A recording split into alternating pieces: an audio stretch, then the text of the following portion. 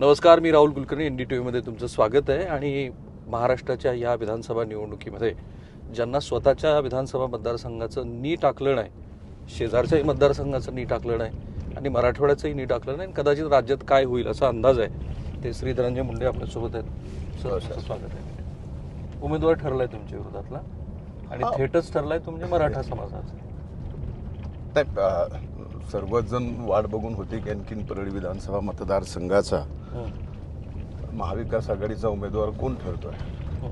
अनेक जण समोरून इच्छुक होते, त्यामुळे स्वाभाविकच उत्सुकता होती की कोण येईल. आणि ज्या पद्धतीनं वाटलं की जशा पद्धतीचं राजकारण करून एक लोकसभेला षडयंत्र बीड जिल्ह्यामध्ये करायचा प्रयत्न झाला, तशाच पद्धतीचं षडयंत्र देऊन उमेदवार त्या ठिकाणी महाविकास आघाडीचा आलेला आहे. त्यामुळे स्वाभाविक माझ्यासाठी कोण उमेदवार आहे हे महत्त्वाचं नाही आहे, कारण शेवटी माझा विश्वास हा माझ्या परळी वैद्यनाथमधल्या मतदारसंघातील मायबाप जनतेवर आहे. आणि इतके वर्ष झाला मी त्यांच्यासाठी कष्ट घेतो आहे आणि त्या जनतेला सुद्धा माहिती आहे. त्यामुळं जोपर्यंत मी मायबाप जनतेच्या मनात आहे, त्यांचं स्थान, माझं स्थान त्यांच्या मनात आहे, तोपर्यंत या सगळ्या गोष्टीला मी मॅटर नाही करत. पण माध्यमांनी जे आकलन केलं ते असं आहे की श्री धनंजय मुंडे आणि श्री छगन भुजबळ यांच्या विरोधामध्ये मराठा उमेदवार दिले. आता हे बघा, या सगळ्या गोष्टीत माझ्यापेक्षा आपण सविस्तर वर्णन कधी जर राहुलजी केलं तर बरं होईल. कारण शेवटी हा महाराष्ट्र छत्रपती शिवाजी महाराजांचा, शाहू महाराजांचा, फुले आंबेडकरांचा आहे. हा पुरोगामी महाराष्ट्र आहे. या महाराष्ट्रामध्ये छत्रपती शिवाजी महाराजांनी स्वराज्य उभं करत असताना या स्वराज्याला एक सगळ्यात मोठं काय दिलं तर उभ्या महाराष्ट्रामध्ये एक गावकूस दिला, जो 18 पगड जाती धर्माचा प्रत्येक गावामध्ये समाज राहायचा आणि तो गुण्यागोविंदांनी राहायचा. आपण काही दिवसापासून बघतोय की हे संबंध वातावरण जे आहे, सामाजिक सलोखा आहे, गाव वस्ती वाडीवरचा सुद्धा बदलला आहे. त्यामुळं हे का बदललं आहे तर त्याचं कारणच हे आहे की मधल्या काळामध्ये ठराविक काही नेते टार्गेट करायचे आणि टार्गेट करून त्यांचं संबंध राजकीय अस्तित्व संपवण्याचं त्या वातावरणात, म्हणजे साधारणतः अशा वातावरणात शक्य होणारच नाही, अशा पद्धतीचं टार्गेट कोणी करूही शकत नाही. पण एक ठराविक वातावरण असलं की त्या वातावरणामध्ये असं करायचं. आणि त्यात मी असतील, भुजबळ साहेब असतील, आणखीन काही मंडळी असतील, आम्ही टार्गेट फर्स्ट लिस्टवर आहोत. त्यामुळं कोणाच्या फर्स्ट लिस्टवर असणं आणि जनतेच्या मनात पहिल्या स्थानावर असणं, तर मला वाटतं की जनतेच्या मनात आपण पहिल्या स्थानावर आहेत आणि जनतेवर माझा विश्वास आहे. त्यामुळं कोणी काय करावं लोकशाहीमध्ये त्यांचा तो अधिकार आहे. नाही, पण असं आहे की तुम्ही ज्यांच्याबद्दल बोलतात ते तर खूपच सविस्तर मला बोलायला हवं, कारण महाराष्ट्रात तो महत्त्वाचा मुद्दा आहे. पण या क्षणाला श्री शरद पवार यांनी तो दिलेला उमेदवार आहे आणि असं दिसतंय की ते ठरवून दिलेलं आहे. अर्थात निवडणुका जिंकण्यासाठी जातीय गणित जुळवणं ही महाराष्ट्रामध्ये ज्यांनी कुणी राजकीय अभ्यास केला असेल त्यांच्यासाठी काही नवीन गोष्ट नाही. नवीन नाहीच आहे. मी तेच म्हणतोय की नवीन नाहीच आहे. यापूर्वीच्या आपण जर लढाया बघितल्या परळी विधानसभा मतदारसंघातल्या, तर तुमच्या लक्षात येऊन जाईल की हा किती दिवसानंतर परळी विधानसभा मतदारसंघात असा प्रयोग झाला आहे. तुम्हाला आठवत असेल की 1995ला ज्यावेळेस हा परळी विधानसभा मतदारसंघ पण नव्हता, रेणापूर विधानसभा मतदारसंघ होता, ज्यात स्वर्गीय मुंडे साहेब विरुद्ध बाबरावजी अडसकर अशी निवड झाली. त्याच्यानंतर ही पहिलीच निवडणूक आहे की अशा पद्धतीची होती आहे. त्यात मी हे म्हणलं की कोणी कुठल्या जातीचा हे महत्त्वाचं राहत नाही. कारण मी माझ्या समाजकारणात, राजकारणात काम करत असताना कधी जात पात धर्म पण मानला नाही. त्यामुळं कुणी अशा प्रकारे राजकारणासाठी आणि तेही निवडणुकीत मतं मिळण्यासाठी जातीपातीचं राजकारण करून, पोलरायझेशन करून या ठिकाणी आपलं टार्गेट जे आहे ते साध्य करायचा प्रयत्न करत असेल तर ही परळी वैद्यनाथामधली जी काही मायबाप जनता आहे ती फार या गोष्टीला ओळखून आहे. त्यामुळं मी अनेकदा भाषणात म्हणलंय की ज्या दिवशी जात आणि पात करून मला मत मागायची वेळ येईल त्या दिवशी मी घरी बसेल. पण अशा पद्धतीचं राजकारण तुम्ही कधी जातीपातीचं राजकारण कधीच तुम्ही फक्त वंजाऱ्यांसाठीचे नेते नाही आहेत असतो. हे स्वाभाविक आहे. मी तुम्हाला खरं सांगतो. आणि माझ्या ते ज्या जन्मात मी आलोय, ज्या जातीत जन्माला आलोय, ज्या धर्मात आलोय, कधीतरी राहुलजी आपण हाही विचार केला पाहिजे, हा तुमच्या माझ्या हातात आहे का की आपण कुठल्या धर्मात जन्माला यावं, कुठल्या जातीत यावं. जे आपल्या हातात नाही आणि त्या बाबतीमध्ये हा ठीक आहे, कुठल्या जातीत आलो, त्या जातीत जन्माला आलो, त्या बाबतीतला अभिमान प्रत्येक जातीतल्या, अगदी छोट्यातल्या छोट्या जातीतले पण असतो. त्याच्या बाबतीत तो विषय वेगळा. पण राजकारणासाठी आणि राजकीय गणित त्या ठिकाणी तशा पद्धतीनं करून राजकारण साध्य करण्यासाठी अशा पद्धतीच्या गोष्टी समोर येत तुमचा आहेत. कटाक्ष शरद पवार यांच्यावरती. नाही, एक लक्षात घ्या, अनेक जण आहेत. त्यात काय आदरणीय शरद पवार साहेबांच्या बाबतीत बोलायचं काय कारण नाही. त्यांचं तर विशेष प्रेम आहे माझ्यावर, त्यामुळे स्वाभाविक. हो, ते मी बघितलं भाषणामध्ये तुम्ही असं म्हणालात की श्री शरद पवार यांनी माझ्यावरती 1.5 पान लेख लिहिलेला आहे. आणि त्याच्या आधी पवारांचा जो माध्यमाला दिलेल्या मुलाखतीतला भाग असा होता की मी धनंजय मुंडे यांना इतक्या गोष्टीतनं वाचवलंय. अर्थात ती खाजगी सगळ्या गोष्टी आहेत, त्यामुळे मी जर जाहीर बोलायला लागलो तर खूप अडचण होईल मुंडेंची. हे बघा, एक विषय की मला एक लक्षात येत नाही की मी आदरणीय पवार साहेबांना अनेक वर्षापासून मी त्यांना पाहतोय. म्हणजे माझ्या कॉलेजच्या जीवनापासून, मी पुण्याला असल्यापासून माझा स्वभाव चिकित्सक आहे. मी त्यावेळेस स्वर्गीय मुंडे साहेबांचा पुतण्या म्हणून, त्यावेळेस काही मी राजकारणात नव्हतो, पण स्टुडंट पॉलिटिक्समध्ये होतो. सगळ्या नेत्यांना, विविध पक्षाच्या आम्ही बघायचं, त्यांच्या सभा लांबून ऐकायच्या. आणि तिथपासून ते आजपर्यंत मी बघतोय. त्या आदरणीय पवार साहेबांच्या नेतृत्वाखाली मी या ठिकाणी काम केलेलं आहे. त्यांनाही मी जवळून पाहिलेलं आहे. आता त्यांनी स्वतःच लोकमान्य सांगिती पुस्तकामध्ये स्वाभाविक अख्खं एक पॅरेग्राफ विरोधी पक्ष नेत्याच्या माझ्या कामगिरीबद्दल लिहिलेलं आहे. आणि त्यानंतर दादांच्या सोबत मी गेलो. आणि स्वाभाविक आहे राहुलजी, आपण कुठल्याही निवडणूक प्रचारामध्ये जे बोलतो, मला तर आठवतं की मी एवढ्या सभा केल्या, एवढ्या सभागृहात बोललो, एवढ्या मुलाखती दिल्या, पण कधीच मी कुणाला मनाला लागेल असं कधी बोललेलो नाही. आणि कुणाला अतिशय खालच्या पातळीवर जाऊन पण कधी बोललेलो नाही. आणि मी ज्यांच्या विरोधात बोललो त्यांनी कधी माझ्या भाषणाच्या, माझ्या टीकेचा असा विषय कधी मनाला लावून घेतलाच नाही. कारण त्यांना माहिती की हा विषय मनाला लागणारा नाही, की हा निवडणूक प्रचाराचा एक विषय, एक मुद्दा आहे. पण हे असं तर नाही की अजित पवारांना जो काही निर्णय घ्यावा लागला तो निर्णय घेण्यामध्ये धनंजय मुंडे यांचा सक्रिय वाटा आहे? दादा, जर राहुलजी, म्हणजे हा फार मजेशीर प्रश्न आहे. म्हणजे इतक्या वर्षाचा आदरणीय पवार साहेबांचा आणि दादांचा संबंध, ते रक्ताचा नात्याचा, आणि एवढ्या संबंधात काही वर्षाचा माझा संबंध हा त्यांचे संबंध बिघडू शकतो. असं आहे बघा, दादा हे कधीच कोणाच्या ह्याच्यावरती इन्फ्लुएन्स त्यांच्यावरती पडत नाही.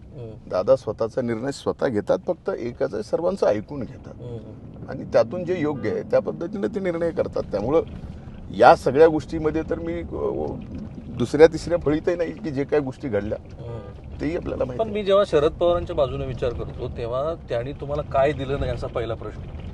तुमचा पराभव झाला, त्यानंतर तुम्हाला विधान परिषद दिली. अर्थात तुम्ही ती विधान परिषद गाजवली याबद्दल काही दुमत नाही, तुमचं वक्तृत्व हे काही वादातीतच आहे. तर पवार पण कधी कधी असा विचार करत असतील ना की ज्या धनंजय मुंडेंना मी एक प्रकारे राजकारणात एक, तुम्ही आडगडीत पल्ला असतात की नाही मला माहित नाही, का फारच मोठा शब्द, पण त्यांनी दिलं ना, बळ दिलं ना धनंजय मुंडेंना. एक लक्षात घ्या की ज्यावेळेस पवार साहेबांनी बळ दिलं तर मी नाही म्हणणार नाही, कारण त्यावेळेस एकत्र पक्ष होता, ते राष्ट्रीय अध्यक्ष होते आणि महाराष्ट्राचं राजकारण हे त्या काळामध्ये आराराबा, स्वर्गीय आराराबा, दादा हे सगळे बघायचे. तर सुरुवातीला ज्यावेळेस राष्ट्रवादी काँग्रेस पक्षामध्ये जाण्याचा विषय आला त्यावेळेस पहिल्यांदा दादांशी, आराराबांशी चर्चा करून मग पवार साहेबांशी चर्चा झाली.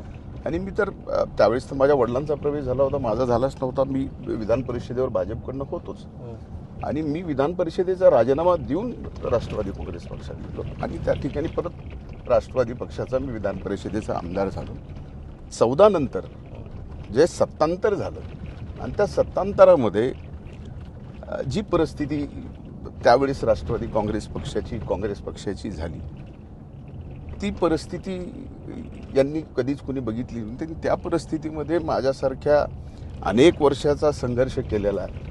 रस्त्यावर उतरून लोकांसाठी आपण संघर्ष केलेला आहे. आमदार नसताना आपण लोकांच्या प्रश्नावरती या ठिकाणी रस्त्यावर उतरून संघर्ष केलेला आहे.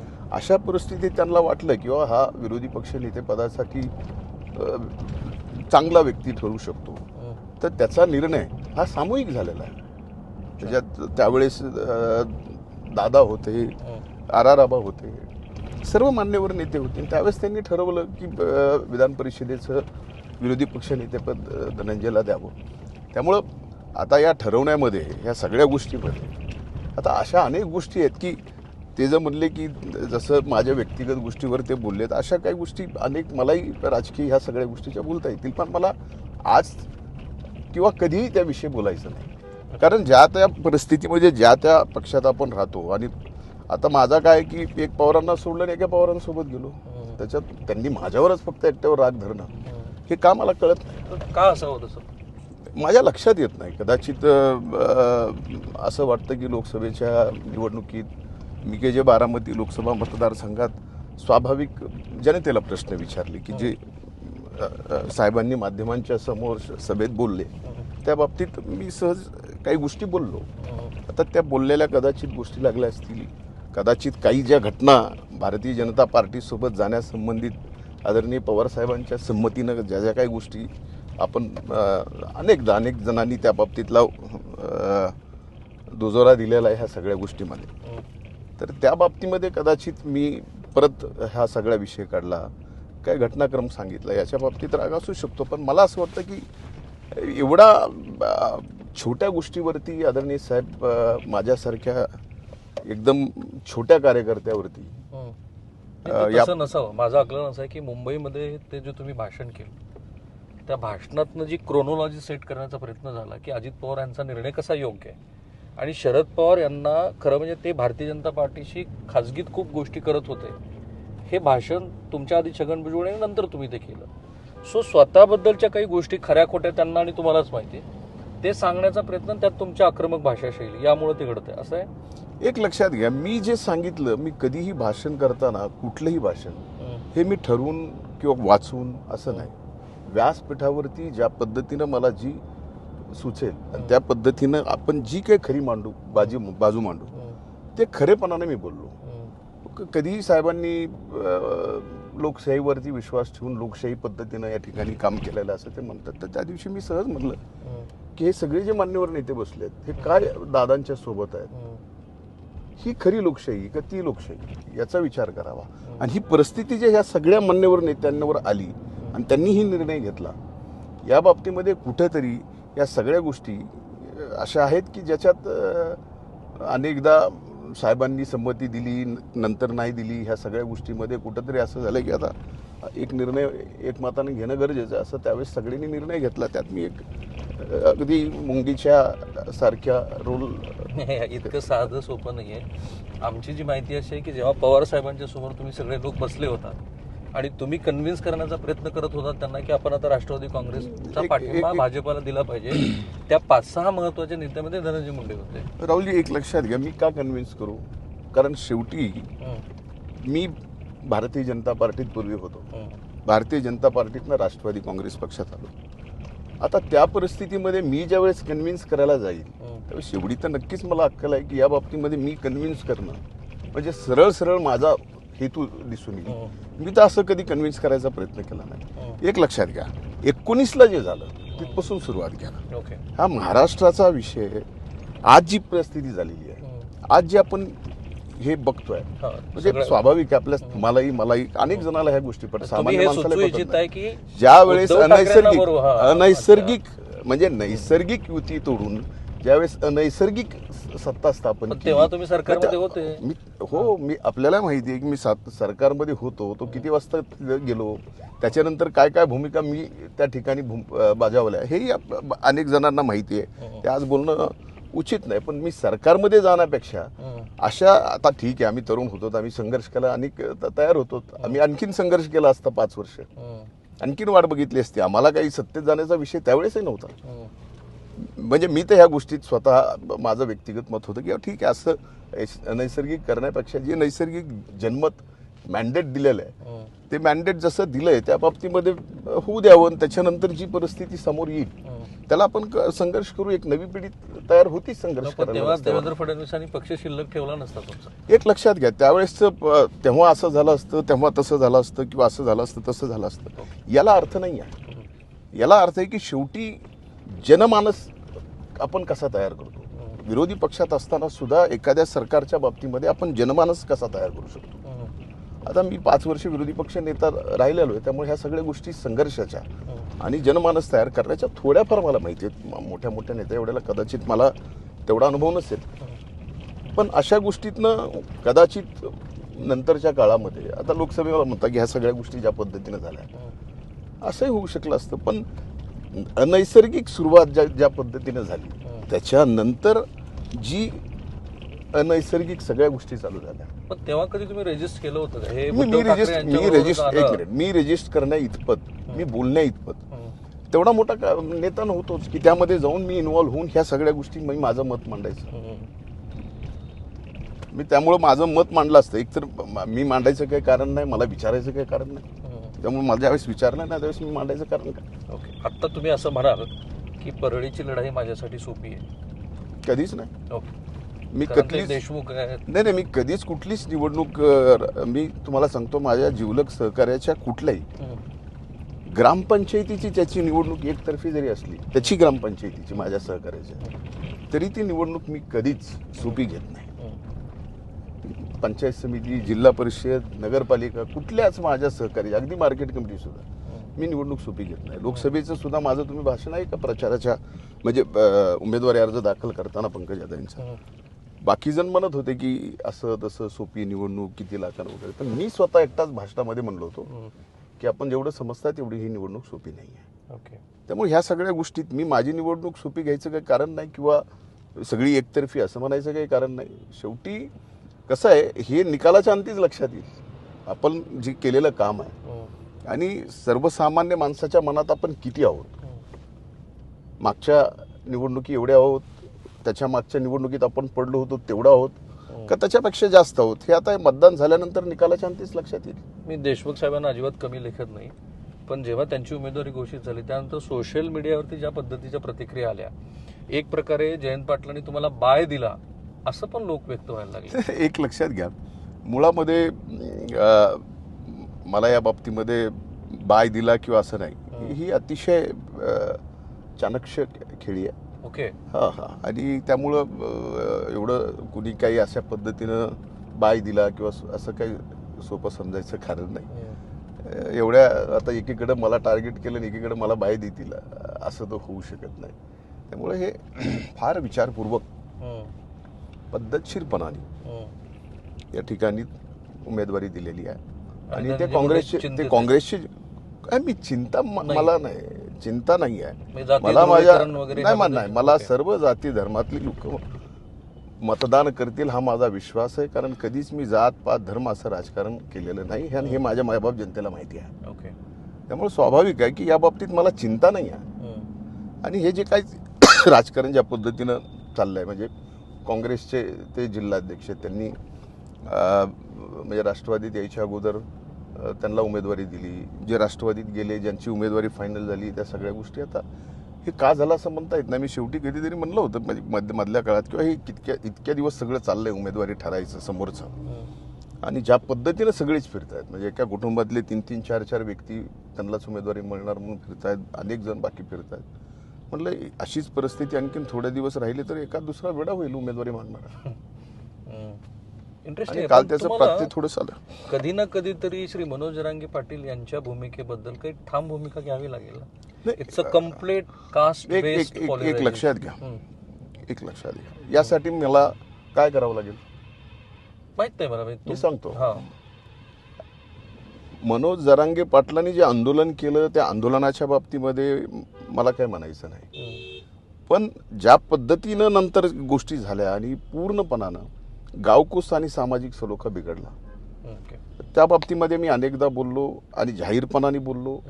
आता जाहीरपणाने बोलताना याला कोण कोण जिम्मेदार हे माध्यमांनाही माहिती आहे आणि मायबाप जनतेला सुद्धा माहिती आहे, पण एखादी भूमिका अशा पद्धतीने घेणं आणि पुन्हा जातीपातीचा विषय माझ्या अंगाला लागून घेणं म्हणजे मला राजकारणात बाहेर पडावं लागेल आणि मग एखादी भूमिका घ्यावी लागेल. मी मताच्या इलेक्ट्रिव्ह पॉलिटिक्समध्ये राहून एक विचारधारेला तुमचीच नाही सगळ्याच राजकारण्यांची अडचण नाही, सगळ्या राजकारणाची अडचण असेल नसेल मला माहित नाही, पण मी माझं स्वतःचं सांगतोय की या बाबतीमध्ये अशा भूमिका सामाजिक जे छत्रपती शिवाजी महाराजांनी आपल्याला गावकूस घालून दिला, जी सामाजिक बांधिलकी आहे ती जपण्यासाठीचा विषय मी बोलतोय. पण ठीक आहे, मला असं वाटतं की आता या निवडणुकीमध्ये तो सगळ्या गोष्टी इतक्या प्रमाणात दिसून येत नाहीत.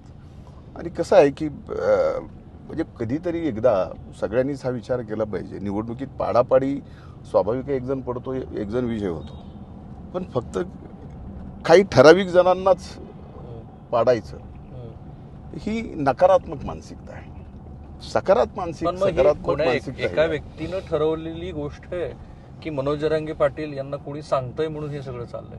आता हे मला आत्ता तर सांगता येणार नाही आणि यावर मी बोलणं पण या क्षणाला उचित नाही. मी स्वतः परळी विधानसभा मतदारसंघाचा उमेदवार आहे, नाही, लोकसभेचा आकलन केल्यानंतर तुम्हाला काय? महायुतीचा उमेदवार आहे. हा, हे कधी नव्हे ते बीड जिल्ह्याच्या लोकसभेच्या निवडणुकीत असं झालं. बीड जिल्ह्याची ही कधी परंपरा अशी नव्हती जातीपाती धर्माचं राजकारण करायची. बीड जिल्ह्याचे पहिले खासदार परांजपे ब्राह्मण समाजाचे होते. गंगाधरप्पा बुरांडे हे लिंगायत समाजाचे होते. त्याच्यानंतर गावडे हे धनगर समाजाचे होते. ढाकणे साहेब नगर जिल्ह्यातले होते. क्रांतिसिंह नाना पाटील साताऱ्याहून येऊन बीड जिल्ह्याचे खासदार झाले. किशोर काकू क्षीरसागर यांनी अनेक वर्ष बीड जिल्ह्याचं नेतृत्व केलं, खासदार राहिले. हा, मुंडे साहेब तिथं खासदार राहिलेले. नाही, पण म्हणजे ह्या सगळ्या गोष्टी नाही, वेगळा विचार होता. मी असं म्हणाल की लोकसभा निवडणुकीचं जर विश्लेषण केलं तर मनोज जरांगे पाटील यांच्या भूमिकेचा त्यातल्या त्यात शरद पवारांना अधिक फायदा झाला असं म्हणतात. आता त्यामुळे एक- प्रश्न असा उपस्थित होतो की मनोज जरांगे पाटील हे महाविकास आघाडीला पूरक भूमिका का घेतात? एक लक्षात घ्या, या बाबतीमध्ये आपण ज्यावेळेस एक आंदोलक म्हणून आपण भूमिका घेतो, एकदा तुम्हाला आठवत असेल माननीय अण्णा हजारेंचं आंदोलन लाल याच्यात झालं मैदानावर. 1 महिना आंदोलन चाललं. त्याच्यानंतर निवडणूक आल्या. त्याचा फायदा कोणाला झाला? केजरीवालांना. बरोबर आहे. तर अण्णा हजारे तो उभा राहणार नव्हते. त्यांचा तर कुठला राजकीय पक्ष नव्हता. आता हे सगळा विषय, पण त्यावेळेस तुम्हाला लक्षात आलं असेल. आता यावेळेस ही भूमिका करत असताना एखाद्या आंदोलकांनी मनोज जरांगे पाटलांनी जी भूमिका घेतली त्या भूमिकेला महायुती सरकारनं सगळ्या बाजूनी सकारात्मक बाजू केल्या नंतर सुद्धा सरकारच्या विरोधामध्ये जे काही वातावरण तयार झालं त्या वातावरणाचा फायदा महाविकास आघाडीला झाला. त्यात सर्वाधिक शरद पवार गटाला झाला, हे निश्चित आहे. पण मग मला तोच प्रश्न विचारायचा आहे की मराठा समाजाला कायदेशीरदृष्ट्या आरक्षण देणं शक्य नाहीये हे सगळ्यांना माहिती आहे. ज्या पद्धतीची भूमिका मनोज जरांगे पाटील यांनी मांडलेली आहे, अर्थात ॲग्रेरियन क्रायसिस, मराठा समाजाची आर्थिक स्थिती ती तुम्हालाही माहिती आहे, तुम्ही त्याच गावकुसातले आहात, मी पण तिथलं. पण अशा वेळेला जेव्हा मंत्री धनंजय मुंडे जाऊन त्यांचं सांत्वन करायचा प्रयत्न करतात, तो एक प्रकारे जरांगे पाटलांची ती फसवणूक नाहीये का जी होणं शक्य नाही? एक लक्षात घ्या, मी एकटा नव्हतो. माझ्यासोबत 3 जजेस होते. ती पण माझी न्यायमूर्ती, चुकीची पद्धती होती असं बरोबर, म्हणतात. माझी न्यायमूर्ती होती. आता बरोबर आहे, चुकीची का बरोबर हा विषय नंतर, पण पहिल्यांदा हा प्रयोग जे झाला तर याला सरकारने सकारात्मक प्रतिसादच दिला ना. माननीय माझी न्यायमूर्ती त्या ठिकाणी आले. कायद्यात काय बसतं आणि काय बसत नाही हे त्यांनी त्या ठिकाणी समजून सांगितलं. माझ्यासोबत माझ्या मंत्रिमंडळातले आणखीन 2-3 सहकारी होते आणि त्यावेळेस एवढंच सांगितलं की ह्या सगळ्या गोष्टी तुम्ही ज्या म्हणताय ते कायद्यात कशा बसू शकतात, या तुम्ही लिहून देणार होता? नाही, तिथं लिहून देण्याचा तर विषयच नव्हता. लिहून द्यायचा विषय नव्हता. फक्त एकच मुद्दा होता की ह्या कायद्यात कशा बसतात याच्यासाठी वेळ त्यांनी दिला पाहिजे आणि त्यांनी वेळ द्यावा. तर त्यावेळेस त्यांनी 1 जानेवारीपर्यंत वेळ दिला होता आणि उपोषण सोडलं होतं. त्या बाबतीत वेळ, बाकी सगळ्या गोष्टी कायद्यात बसणं, मग ठीक आहे ना. कायदा करून पुन्हा एकदा सगळ्या मागच्या वेळेसचा जो सुप्रीम कोर्टाने मराठा आरक्षण जे दिलं त्याचा कायदा सुप्रीम कोर्टाने रद्द केला. त्याच्यानंतर त्याच्यातले सगळे लूपहॉल्स काढून या ठिकाणी एकनाथ शिंदे साहेबांनी, देवेंद्र भाऊंनी, अजितदादांनी 10 आरक्षण दिलं. हायकोर्टात दत्त ते टिकलंय. त्या आरक्षणाचा फायदा आज मराठा बंधू भगिनींना होतोय. जे कुणबी प्रमाणपत्राच्या बाबतीत निर्णय घेतला त्या प्रमाणपत्र ज्यांना मिळाली, त्याच्या मधल्या काळामध्ये जी नोकर भरती झाली त्याचाही फार मोठा, हजारो प्रमाणपत्र मिळालेल्या तरुणांना, आमच्या भगिनींना त्या ठिकाणी नोकरी मिळालेली. हे सगळं झाल्यानंतर एकच विषय राहत होता, ज्या विषयाच्या बाबतीमध्ये स्वाभाविक आहे की तो राज्याच्या कशेत नाही, केंद्राच्या कशेत सुद्धा नाही. केंद्राच्या कशेत बसवायचा असेल तर त्याला संविधानामध्ये बदल करावा लागेल. आता संविधानामध्ये बदल करत असताना तो फक्त महाराष्ट्रातल्या एका समाजापुरता रिझर्वेशनचा प्रश्न बघायचा का जिथं जाटचं रिझर्वेशन आज प्रलंबित आहे, जिथं गुजरचं रिझर्वेशन आज प्रलंबित आहे, दक्षिणेमधल्या अनेक राज्याचे वेगवेगळे रिझर्वेशन पेंडिंग, या सगळ्या बाबतीत केंद्र सरकारला निर्णय करावा लागेल. केंद्र सरकारला एका राज्यापुरता निर्णय करता येणार पण नाही. माझा प्रश्न एवढाच आहे की ही गोष्ट तुम्ही मनोज जरांगेला वेळोवेळी सांगितली. आम्ही तुम्ही काही आश्वासन दिलं नव्हतं. आम्ही सांगितली. आम्ही त्या ठिकाणी ज्या गोष्टी हं. कायद्यामध्ये आहेत त्या आहेतच. आता समजा ओबीसी मध्ये कुणबी आहेतच ना. ज्या इथलं कुणबी प्रमाणपत्र देण्याचा विषय होता तो सरकारने सोडवला. हं.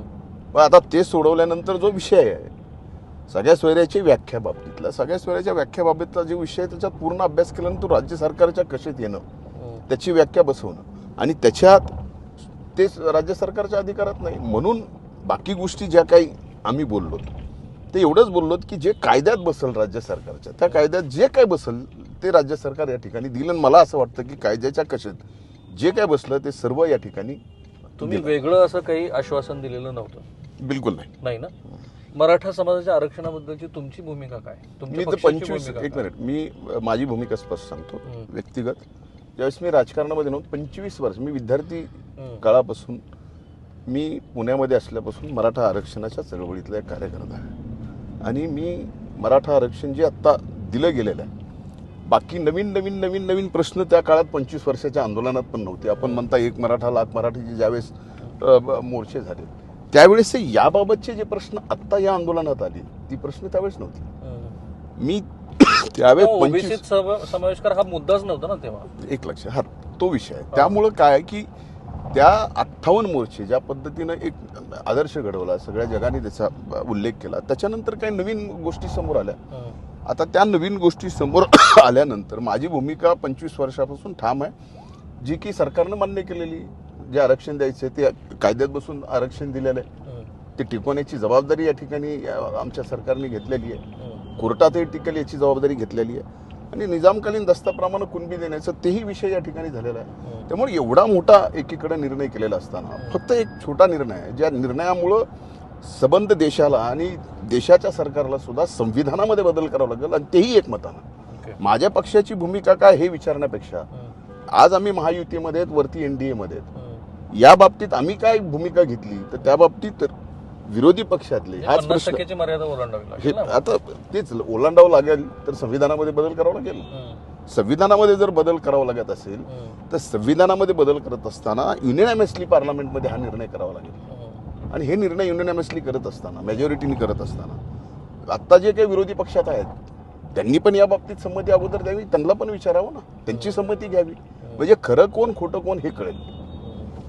या सगळ्या मनोज जरांगे पाटील यांच्या भूमिकेचा मराठवाड्यात किती इम्पॅक्ट होईल जर तुम्ही अरिथमेटिक काढलं, आकडेवारी काढली? एक लक्षात घ्या, ऍक्शन आणि रिॲक्शन ह्या दोन्ही गोष्टी आता होतील अशी एकंदर परिस्थिती आहे. मला या गोष्टीची भीती आहे की आणि या गोष्टीची सर्वांनाच म्हणजे सर्व जाती धर्मातल्या लोकांना, जे लोकसभेत घडलं ज्या पद्धतीचं झालं आणि म्हणजे माझ्यासारखा एक मराठा आरक्षणासाठी 25 वर्ष लढतोय, पण एवढंच एक आंदोलन आहे की या आंदोलनात माझ्यासारख्या अमराठा माणसाला मराठा आरक्षणासाठी 25 वर्ष लढलं पण आम्हाला बाजूला केलं. म्हणजे हे माझ्यासारख्याला प्रश्न आहे, म्हणजे मन अगदी हे छिन्न झालंय. म्हणजे अशा ज्या पद्धती झाल्या त्यातनं आत्ता जी काय आपल्याला वाटतंय ती परिस्थिती आता एक लक्षात घ्या, निवडणुकाचे उमेदवार आणि ते उमेदवार नेमके कुठल्या जातीचे, किती जण, आणि त्याच्यात मग अशा पद्धतीचं राजकारण समोर आलं तर नेमका या निवडणुकीमध्ये कुणाला फटका बसेल हे येणारा निकाल सांगेल. जरांगे फॅक्टर आहे की नाही एक मराठवाड्यामध्ये त्यांचा फॅक्टर आहे, त्याचा परिणाम किती होईल याच्या बाबतीत माझ्या मनात शासनता आहे. आणि ज्यावेळेस हा फॅक्टर असेल त्यावेळेस इतर फॅक्टर सुद्धा असतीलच, काउंटर होईल, ऍक्शनची रिॲक्शन होणारच, स्वाभाविक आहे, 100%. तुमच्या ह्या भूमिकेमुळे ना, तुम्ही ज्या ओबीसी समाजाला बिलॉंग करतात त्याही समाजामध्ये एक प्रकारची अस्वस्थता पसरली. त्यांना असं वाटतं की ट्रॅडिशनली आपण ज्या पक्षाबरोबर होतो त्यांनी आपल्याला अवेरलं. तुमच्यासारख्या नेत्यांनी सुद्धा मनोज जरांगे पाटील यांची भेट घेऊन त्यांच्या म्हणील त्या मागण्याला एक प्रकारे, हे ओबीसी नेत्याची वक्तव्य आहेत, त्याला एन्डॉर्स. हे बघ एक मिनिट, मी कुठल्याही गोष्टीला एन्डॉर्स केलं नाही. आम्ही ज्या दिवशी ज्या कारणासाठी गेलो होतो त्यांची तब्येत खालवत चालली होती आणि मला निरोप आला की तुम्ही उदय सामंत, भुमरे साहेब आणि अतुल सावे आणि मी विनंती केली आम्ही जाऊन उपयोग नाही, तर काही गोष्टी असतील समजा योग्यता अयोग्य तुम्ही विचार करा आणि आम्हाला सांगा. मग न्यायमूर्तींच्या बाबतीत, माजी न्यायमूर्तीच्या बाबतीत त्यांनी निर्णय घेतला. आता ह्या सगळ्या गोष्टी झाल्यानंतर आम्ही अवास्तव काही बोललोच नाही. आम्ही फक्त वेळ मागितला की 1 तारखेपर्यंत द्या, तुम्ही ज्या गोष्टी म्हणताय त्या कायद्यात बसतील का नाही याच्यासाठी एवढा वेळ तर लागेल. असं एकनाथ शिंदे काही गोष्टी एंडॉर्स केल्या नाहीत किंवा ओबीसी समाजाच्या बाबतीमध्ये वेगळ्या पद्धतीचा निर्णय असाही काही या ठिकाणी झालेला ओबीसी तुमच्यापासून दुरावलेला नाहीये, त्याचा स्वतःचा एक लक्षात मी तुम्हाला सांगतो की ओबीसी असेल, मराठा असेल, मुस्लिम असेल, सर्व जाती धर्माच्या बाबतीत मी विचार करतो आणि मी असं जातीपातीचं राजकारण कधी केलेलंच नाही. बघा माझा जर राजकीय प्रवास तुम्ही बघितला राहू तुम्ही आपण अनेक वर्षापासून बघतो. तुम्हाला आठवत असेल माझ्या वडिलांच्या प्रवेशाच्या वेळेला तुम्ही होतात, तिथून बघा मी प्रभावाच्या विरोधामध्ये या ठिकाणी प्रवास करत इथपर्यंत आलो. तर ज्यावेळेस प्रभावाच्या विरोधात इथपर्यंत आलो त्यावेळेस जात पात धर्म याच्या पलीकडे जाऊन विचार करून समाजकारण राजकारण केलं म्हणून मी इथपर्यंत आलो. पण जरांगे पाटलांनी उमेदवार द्यावेत असं तुम्हाला वाटतं? दोन त्याच्यात विचार आता मला चळवळीचं नुकसान होईल असं म्हणतात, दुसरीकडे राजकारणात ते आले की काही ना काहीतरी अशा गोष्टी घडतील की ज्यामुळं महाराष्ट्राच्या राजकारणाचे संदर्भ बदलून जातील. आता त्यांनी काय करावं हा त्यांचा प्रश्न आहे, पण त्यांनी काय करावं हा त्यांचा जरी प्रश्न असला तरी समाजाला सुद्धा बऱ्याचशा गोष्टी आता कळतात. जसं की बऱ्याचशा गोष्टी की ज्यावेळेस एक भूमिका आपण आरक्षणाची घेतो आणि आरक्षणाच्या भूमिकेवरतीच लढतोय, मग जे कोणी सरकार आहे त्या सरकारच्या विरोधात लढतोय आणि सरकारमध्ये सुद्धा ठराविक लोकांनाच या ठिकाणी देवेंद्र फडणवीसांना टार्गेट केलं जातं. ते आहेत, मी आहे, भुजबळ साहेब आहेत, असे सगळेच. आम्हाला कळालं नाही, आम्ही तर कधी कुठल्या गोष्टीचा विरोध केला नाही. मागच्या काळातही देवेंद्र भाऊनी या ठिकाणी आरक्षण म्हणजे मी विरोधी पक्ष असताना आरक्षण दिलं. मी तर 2.5 तास सभागृहातनं नरड्यातनं रक्त पडत आरक्षण भूमिका स्पष्ट केलेली माझी आणि सरकारला त्यावेळेस तत्कालीन सरकारला भांडलोय, त्यावेळेस कायदा केला, त्यावेळेस मिळालं. आता ठीक आहे सुप्रीम कोर्टात टिकलं नाही, ह्या वेगवेगळ्या गोष्टी ते कायद्याच्या चौकटीत काय टिकतं काय नाही टिकत हे आज आपण सांगू शकत नाही. पण एक निश्चित आहे की या बाबतीमध्ये आरक्षण ही एक चळवळ आहे आणि राजकारण हा एक वेगळा भाग आहे. आता या राजकारणामध्ये लोकसभेला एक वेगळा इम्पॅक्ट होता, एंटायरली इम्पॅक्ट होता की नाही हे सरकार आपल्या विरोधी आहे, त्यामुळे सर्वजण एका बाजूने गेले. दुसरी गोष्ट आत्ता स्पष्टपणाने एक भूमिका आहे, यांना पाडा यांना निवडून आणा. आता नेमकं हे सिलेक्टिव्ह कसं राहू शकतं मला कळत नाही. ही भूमिका एक लक्षात घेतली पाहिजे किंवा ठीक आहे एखादा व्यक्ती अनेक वर्ष पण तो मराठा नसेल मराठा असेल पण अनेक वर्ष झालं त्यांनी मराठा आरक्षणासाठी भांडला असेल, आजही त्याची भूमिका ठाम असेल. आता त्यालाही पाडा म्हणले तर हे काय काय समजायचं? का तर फक्त मी अमराठा आहे म्हणून? ही जी आहे ना सामाजिक सलोखा पूर्णपणानं महाराष्ट्रातला एक पण असं जाणवतं का? असं माझ्यासारख्याला भीती आहे, कारण मी तुम्हाला असे मला फोन येण्यापेक्षा मला या गोष्टीची जाणीव आहे की अनेक गावात जे समाज एकत्रित सगळ्या जातीपाती पारावर बसून रात्री गप्पा मारायच्या, आज त्यांचे बसायचे ठिकाण वेगळे झाले. ज्या मुलाला वाचता येत नाही त्या मुलाला जात कळायला लागली आणि ते मुलं शाळेत आपापली जात काढून भांडतायत. हे पुढच्या पिढी संपवण्याचा विषय आहे, सामाजिक सलोख्याचा विषय सोडून द्या. पण इंटरेस्टिंगली एकनाथ शिंदेच्या बद्दल मनोज जरांगे पाटील यांचा दृष्टिकोन खूप सॉफ्ट आहे असं म्हटलं जातं. नाही आता मला एक लक्षात येत नाही की ज्यावेळेस सरकार आहे तर सरकार माननीय मुख्यमंत्री महोदय या ठिकाणी चालवतात, त्यांच्या नेतृत्वाखाली देवेंद्र भाऊ, अजितदादा आणि आमचं अख्खं मंत्रिमंडळ काम करतं. त्यावेळेस त्यांनी घेतलेली भूमिका ही सरकारची भूमिका आहे. मग या बाबतीमध्ये माझं असं म्हणायचं आहे की त्यांनी कुणाला सॉफ्ट व्हावं कुणाला होऊ नये, काय चाललंय त्यांच्यात, मला त्या एका बाबतीत बोलायचं असतं. नाही, एकनाथ शिंदे गटाचे किती मंत्री त्यांना जाऊन भेटतात, त्याबद्दलची चर्चा माध्यमात होतात, बॅक टू बॅक जाऊन भेटतात. म्हणजे एकीकडे चर्चा अशी असते की एकनाथ शिंदे हे मनोज जरांगे पाटील यांचं अनेक अर्थांनी समाधान करतात, म्हणजे कायद्याच्या दृष्टीने काय करणं शक्य आहे म्हणतात. मग त्यांच्यात काही पॉलिटिकल अंडरस्टँडिंग आहे का त्याची पण चर्चा होत राहते. अशा गोष्टी झाल्यानंतर स्वाभाविक आहे की या बाबतीत चर्चा तर होणारच. आता चर्चा होऊ नये आणि खरी भूमिका काय ते सरकार म्हणून त्यांनी स्पष्ट केली, सगळ्यांनीच आम्ही स्पष्ट केली. आणि जे आरक्षणासाठी केलंय ते केलंय, हे सरकारने भूमिका केलेली. आता ज्यावेळेस चाललंय, तुम्ही एक नाव म्हणून ज्यावेळेस विचार करता, त्यांच्या नेतृत्वाखाली आम्ही ही सगळी निवडणूक लढवतो आहे, त्या बाबतीतली जे काही त्यांच्या बाबतीत विषय सॉफ्ट असेल तर म्हणून तर माझ्या मनात हा प्रश्न आहे की एक माननीय मुख्यमंत्री, त्यांच्या नेतृत्वाखाली सरकार, त्यांनी निर्णय घेतले, म्हणजे आम्ही आलोत ना सगळे त्यात. हा विषय मंत्री आहे, आम्ही मंत्री आहे, तर मंत्रिमंडळामध्ये एकमत केलंय. विधानसभेत कायदा करताना आम्हीच त्या कायद्याच्या बाजूनं मतही केलंय, एकमताने झालाय. मग त्यात आम्ही कशा वाईट होऊ शकतो? आम्ही का वाईट झालो? एकच प्रश्न, आम्ही तर विरोध केला नाही. एकच प्रश्न मनोज जरांगे पाटील यांच्या संदर्भातला, आणि तुम्हाला अवॉइड नाही करता येणार. एखाद्या व्यक्तीनं स्वतःला शारीरिक कष्ट दिल्यानंतर, कुठलीही राजकीय पार्श्वभूमी नसताना ती जी विश्वासार्हता कमावली जाते, ती विश्वासार्हता दिसते.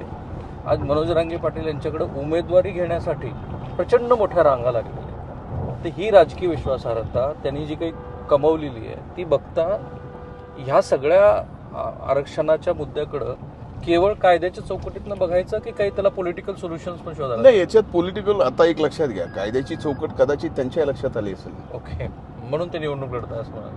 कायद्याच्या बाबतीमध्ये स्वाभाविक आहे की त्यांनी ज्या पद्धतीने, त्यांनाही बऱ्याचशा गोष्टी माहिती आहेत, असं नाही, तेही फार अभ्यासू आहेत. पण अभ्यासू असल्यानंतर ज्यावेळेस कायद्याच्या चौकटीत काही गोष्टी बसत नाहीत, आणि हा शेवटी कुठल्याही एखाद्या गोष्टीला, कुठलंही आंदोलन असेल, त्या आंदोलनाला लॉजिकल एंड असावाच लागतो. आणि सरकारने सकारात्मक सगळ्या गोष्टी केल्यानंतर कुठंतरी या विषयाला लॉजिकल एंड असायला पाहिजे. आता हा लॉजिकल एंड जर पॉलिटिकली संपत असेल तर बघा, या महाराष्ट्रातला प्रत्येक माणूस जो जातीचे ज्या धर्मात आहे, तो हुशार आहे, सतत विवेक बुद्धीने तो त्याचा विचार करणार आहे. माझ्या मते लोकसभा निवडणुकीला महायुतीला जो फटका बसला त्यात मुख्य कारण शेतीविषयक प्रश्न होते. आता खुद्द कृषी मंत्रीच आपल्यासोबत आहेत. तुम्ही खरं तर घोषणा केली होती की सोयाबीनचे खरेदी केंद्र आम्ही सुरू करू. मी पूर्ण विदर्भात फिरून आलो, कापूस खरेदी केंद्र तुम्ही करणार होता, कुठेही नाही आहेत. हा एक मुद्दा.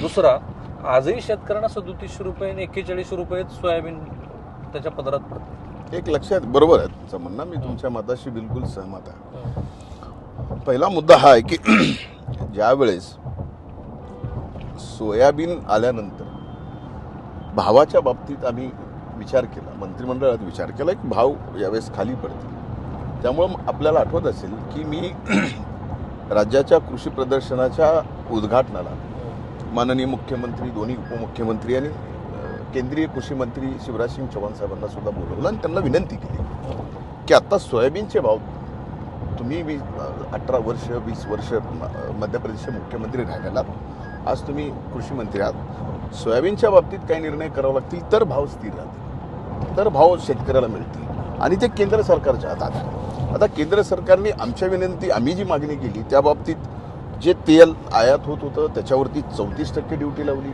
अनेक गोष्टी सोयाबीनच्या बाबतीत केल्या. तो निर्णय झाल्यानंतर सोयाबीनचे भाव वाढले. आता जे या सीझनचं सोयाबीन बाजारात आलं त्यावेळेस परत सोयाबीनचे भाव पडले. आता याला दोन मुख्य कारण आहेत. पहिल्यांदा जगात हे खरीपचं क्रॉप असं होतं, जगात नो डिसीज क्रॉप ज्याला म्हणतो, कीड नाही, कुठलीही कीड नाही. त्याच्यामुळं सर्व अमेरिका फार मोठं सोयाबीनचं उत्पादन घेतं, ब्राझील घेतं, अर्जेंटिना घेतं, आणि त्यांची यील्ड आहे ना आपल्यापेक्षा तिपटीनं जास्त आहे. त्यामुळं ते सोयाबीन जर आपल्या सोयाबीनपेक्षा स्वस्त मिळू लागलं तर स्वाभाविक आपल्या देशातले पण सोयाबीनचे भाव खाली पडतात. आता या परिस्थितीमध्ये आपण हे लक्षात आल्यानंतर ही मागणी आम्हीच केंद्र सरकारकडे केली, शिवराज सिंग चौहान साहेबांकडे केली की तुम्ही आता खरेदी केंद्र या ठिकाणी महाराष्ट्राला परवानगी द्या चालू करायची. आणि त्यात आता किती खरेदी केंद्र चालू आहेत हे मी तुम्हाला सांगितलं असतं, पण एक झालंय की ज्यावेळेस आम्ही निर्णय केला तर कॅबिनेटमध्ये निर्णय होता ना, मला एक पण दिसलं नाही. नाही, बऱ्याच ठिकाणी खरेदी केंद्र चालू आहेत. वाटल्यास मी तुम्हाला सांगतो, तिथं तुम्ही जाऊन बघा की खरेदी चालू आहे का नाही. 13.5 लाख मेट्रिक टनाची पहिली परवानगी खरेदीची आम्हाला मिळाली. आता माझ्या माहितीने 158 खरेदी केंद्र चालू आहेत. पण एक निर्णय असा झाला की कृषी उत्पन्न बाजार समिती, खरेदी विक्री संघ यांनाच खरेदी केंद्र चालू करण्याच्या बाबतीत आणि काही ठराविक फार्मर प्रोड्युसर कंपनीला खरेदी केंद्र चालू करण्याचा राज्य सरकारने आचारसंहितेच्या अगोदर परवानग्या दिल्या आणि लगेच आता आचारसंहिता लागली. आत्ता ज्यावेळेस सोयाबीन खाली आलं आहे, भाव त्याचे पडलेत आणि शेतकऱ्याला MSP प्रमाणे दिलासा आपल्याला द्यायचा, त्यावेळेस नवीन आणखीन खरेदी केंद्र चालू करणं हे गरजेचं आहे. आणि त्यामुळं या ठिकाणी आम्ही निवडणूक आयोगाला पण सांगणार आहोत की याबाबत निर्णय घेण्याची परवानगी दिली पाहिजे, कारण हा विषय परत आचारसंहितेमध्ये येतो. आता असा विषय जर आचारसंहितेमध्ये येत असेल आणि त्याचा फटका शेतकऱ्यांना बसत असेल तर त्या बाबतीत आम्ही इलेक्शन कमिशनकडे बोलणार आहोत. नाही, पण तुमच्या जिल्ह्यात तरी तुम्ही खरेदी केंद्र सुरू केली? हो, आमच्या जिल्ह्यात 4-5 सांगा, कारण आता प्रेक्षक लगेच शेतकरी हे बघा, आपल्याला माहिती आहे घाटनांदूरला खरेदी केंद्र चालू आहे, अंबाजोगाईला खरेदी केंद्र चालू आहे, त्याच्यानंतर माजलगावला खरेदी केंद्र चालू आहे. मी अनेक ठिकाणी सांगेल, मी अगदी नावानिशी सांगेल तुम्हाला कुठं खरेदी केंद्र चालू आहे. विदर्भात मला दिसलं नाही. मी तुम्हाला व्हॉट्सअपवर लोकेशन सेंड करतो. ओके, कारण बातम्या अशा आल्या की खरेदी केंद्र सुरू करत असताना त्याच्यासाठीचा जो स्टॉक करून ठेवायचा आहे त्याचं प्रिपरेशनच नव्हतं. एक मिनिट, एक लक्षात घ्या, प्रिपरेशनला अगोदर बारदाना लागतो. आता तो बारदाना आणि जवळ म्हणजे शेतकऱ्यांना सुद्धा फार लांब जाऊन सोयाबीन घालावं अशा पद्धतीचा त्रास शेतकऱ्यांना होऊ नये, जवळच्या खरेदी केंद्रावरती जाता यावं, ती सुद्धा प्लॅनिंग आम्ही सविस्तर केली. बारदाण्याच्या बाबतीतले निर्णय पण घेतले, पण निर्णय घेऊन आता बारदाना सगळ्या गोष्टी खरेदी करणं, महाराष्ट्रासाठी सोयाबीन खरेदी करायची, त्याच्यात 13.5 लाख मेट्रिक टन खरेदी करायचा निर्णय झाला आहे, खरेदी केंद्र चालू केले. आत्ता विषय खरेदी केंद्राची जी अडचण आहे ती बारदाना आहे आणि त्यासाठी आम्ही प्रयत्न करतोय की हे बारदाना पण तात्काळ खरेदी केंद्राला मिळाला पाहिजे, ज्याच्यामुळे शेतकऱ्यांना MSP मिळावी याच्यासाठी जे खरेदी केंद्र केले त्याचा फायदा व्हावा. आर्थिक अडचण काही नाही, एवढं 13.5 लाख क्विंटल आर्थिक अडचण असायचं कारण नाहीये, कारण याच्यात केंद्र सरकारनेच ही खरेदी करण्याची परवानगी राज्य सरकारला दिलेली आहे आणि नाफेडच्या बाबतीत आणि NCCFच्या बाबतीत त्यांच्या माध्यमातून आपण ही खरेदी करतोय.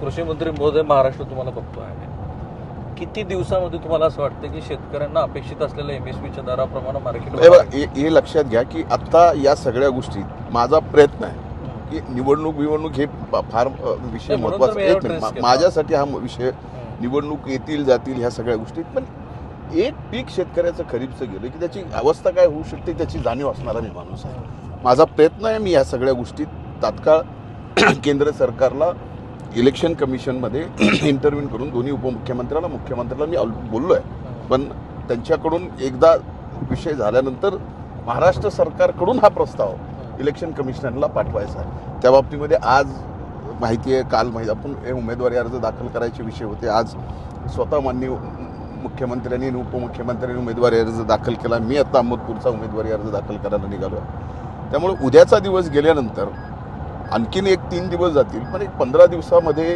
MSP मिळावी, 15 ते 20 दिवस लागतील MSP मिळावी. ह्याच्यात नेमका विषय हा पुन्हा निवडणूक आयोगाचा आहे आणि त्यासाठी आम्हाला केंद्र सरकारची सुद्धा मदत घ्यावी लागेल. निवडणूक आयोगाला सुद्धा आम्हाला त्या ठिकाणी विनंती करावं लागेल. म्हणूनच मी कृषी मंत्र्याच्या समक्ष सांगतो की मी जेव्हा 50% महाराष्ट्र फिरलोय त्यानंतर सरकारनं घोषणा तर उत्तम केल्यात, काही त्याबद्दल दुमतच नाही, कारण शेतकऱ्यांना तो हमीभाव मिळायलाच हवा होता.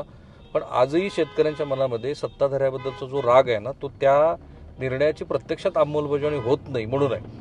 आणखीन एक त्या संदर्भात कापसाच्या संदर्भातून विदर्भातले शेतकरी बोलतात. नाही, एक लक्षात घ्या, कापसाला यावेळेस तरी कमीत कमी MSP पेक्षा जास्त भाव आहे. ओके, मार्केटमध्ये कापसाला MSP पेक्षा जास्त भाव आहे. या बाबतीमध्ये काही शेतकऱ्यांनी तुम्हाला बोलले असतील कदाचित तो विषय, पण मला जे माहिती आहे आणि जी प्रॅक्टिकल, मी सुद्धा आता कापसाचा शेतकरी आहे, मी कापूस घेतो, मी सोयाबीन घेतो, त्यामुळे कापसाला भाव आहे, सोयाबीनचा भाव पडला हे निश्चित आहे. त्यामुळे कापसाचे भाव ज्यावेळेस खाली येतील त्यावेळेस कापसाचे केंद्र सुद्धा CCIला चालू करावं लागतील. त्याबाबतचा निर्णय सुद्धा सरकारने घेतला नाही.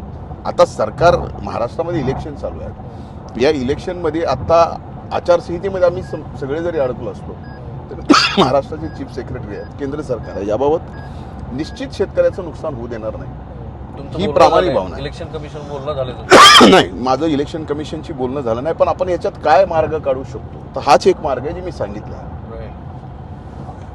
अजित पवार हे मुख्यमंत्री पदासाठी त्यांनी स्वतःच अनेक वेळेला सांगितलं, पण फॅक्च्युअली जर बघितलं तर महायुतीमध्ये सर्वात कमी जागा तुम्ही लढत आहात, राईट?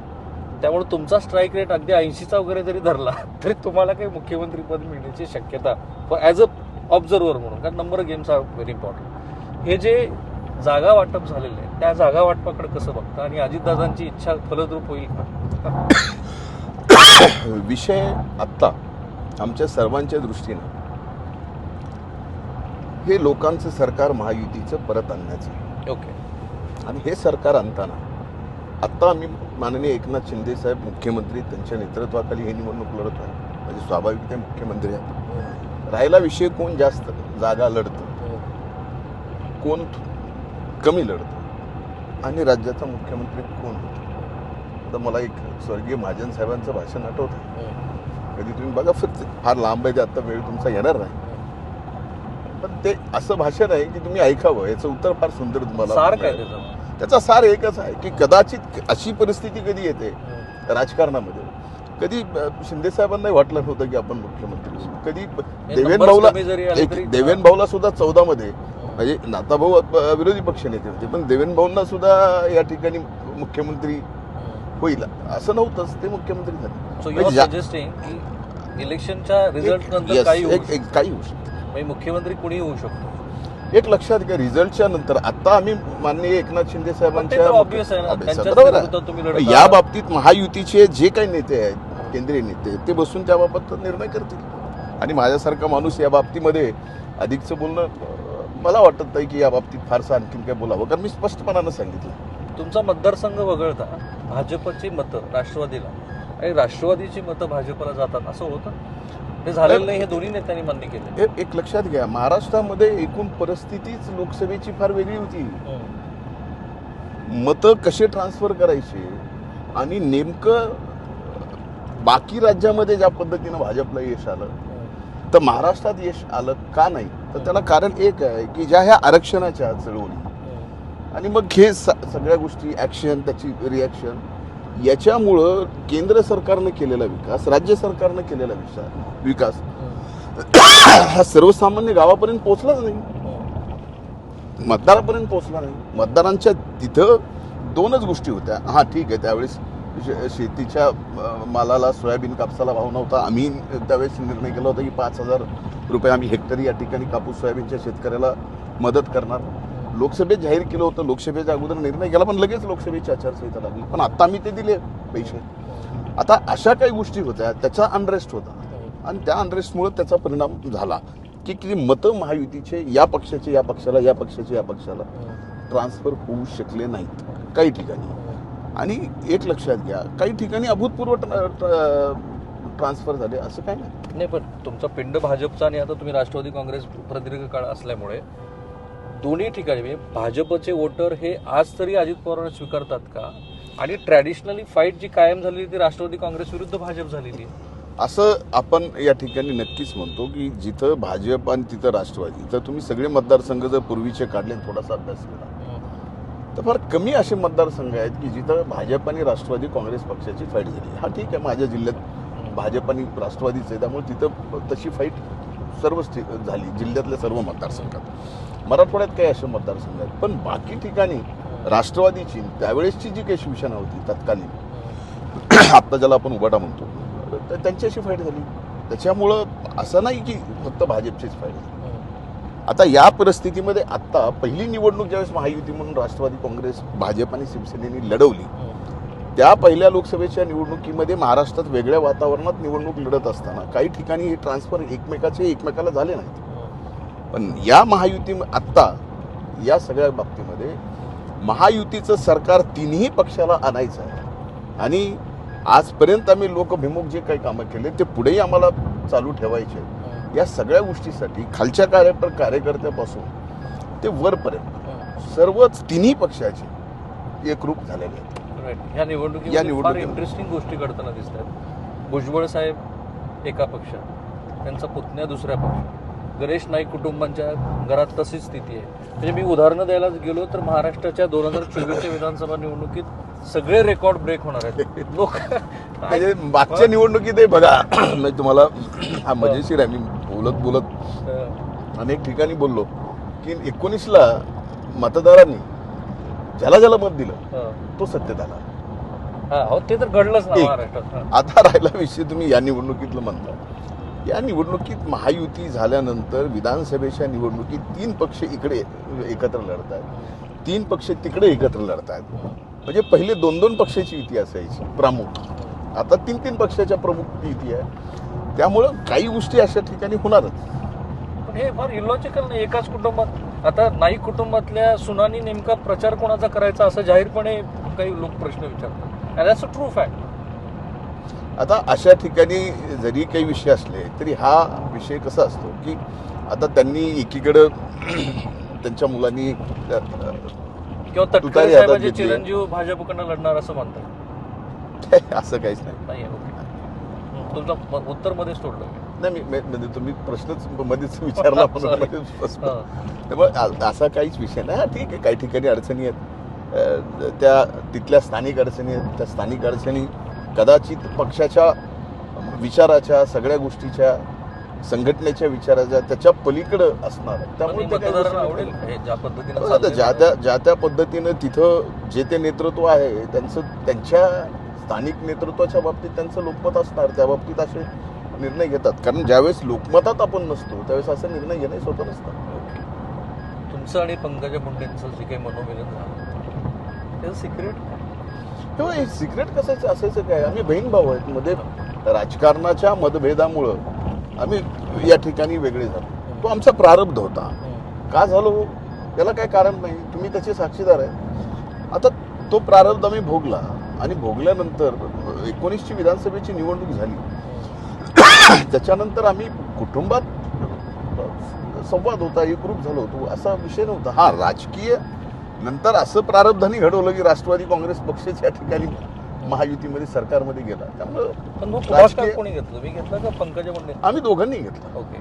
आम्ही दोघांनी घेतला. आणि आता तो तुमचा एकदमच त्यात काही विषय अडचणीचा नाही. शेवटचा प्रश्न. अडचणीचा म्हणजे हा. अडचणीचा म्हणजे कुटुंब एक आहे आणि जसं पहिलं होतं प्रारब्ध भोगला त्याच्या अगोदर जसं होतं आता त्याच्यापेक्षा मजबूतीनं सुरुवात आहे. तुमचा अत्यंत खाजगी विषय आहे आणि तुम्ही उत्तर द्यायचं की तुमच्यावर अवलंबून आहे. काही गोष्टी तुम्हाला टाळता आल्यास त्या आयुष्यामध्ये? एक लक्षात घ्या, तुम्ही असं म्हणताय की मी हा विषय टाळण्याचा नाहीच आहे, पण एक लक्षात घ्या, मी अतिशय सूचक उत्तर याला देतो. राहुलजी, तुम्ही तुमच्या जीवनामध्ये ज्यावेळेस सुरुवात करता त्यावेळेस तुम्हाला वाटलं होतं तुम्ही इथपर्यंत याल? नाही ना. म्हणजे मलाही स्वाभाविक, मी मुंडे साहेबांचा पैक, माझे वडील मुंडे साहेबांचे पैक, आम्ही कधी राजकारणात येऊ, मास पॉलिटिक्समध्ये येऊ, इलेक्ट्रॉल पॉलिटिक्समध्ये येऊ, असा कधी आमचा विषयच नव्हता. त्यामुळे काही गोष्टी टाळता आल्या असत्या की हो, अनेक गोष्टी टाळता आल्या असत्या. आता असं आपल्याला पाहायला नाही. पण ठीक आहे, ज्या गोष्टी टाळता आल्या नाहीत त्याचा अर्थ आपण काही कुठल्या गोष्टी हेही केल्या नाहीत. त्यामुळे त्या बाबतीत समथिंग काही गोष्टीबद्दल तुम्हाला वाटतं की हे नाही, हे त्या टाळल्या असत्या नसत्या हा विषय त्यावेळेस आहे. त्यावेळी तुम्ही काय होता, काय परिस्थिती होती, तुमच्या विचार करायची काय परिस्थिती. हे बघा, एखादा व्यक्ती एक ज्यावेळेस प्रोफेशन निवडतो त्याचं एक ॲम्बिशन असतं. मी प्रोफेशन माझं हे राजकारण नाही आहे, राजकारण समाजकारण माझ्यासाठी मिशन आहे. त्यामुळे ह्या सगळ्या गोष्टी, मिशन काय होतं तर मुंडे साहेबांना मुख्यमंत्री करणं. त्या काळात माझ्या वडिलांचं पक्षाचे एकनिष्ठ कार्यकर्ते होतो. कुठली निवडणूक लढवावी लागेल असं कधी मनात आलं नव्हतं. हे नंतर गोष्टी ज्यावेळेस घडत गेल्या आणि त्याचा सार शेवटी एक लक्षात घ्या की एखादा व्यक्ती ह्या सगळ्या गोष्टीत अपेक्षा नसताना इथपर्यंत येतो, लोकांच्या प्रेमातून येतो.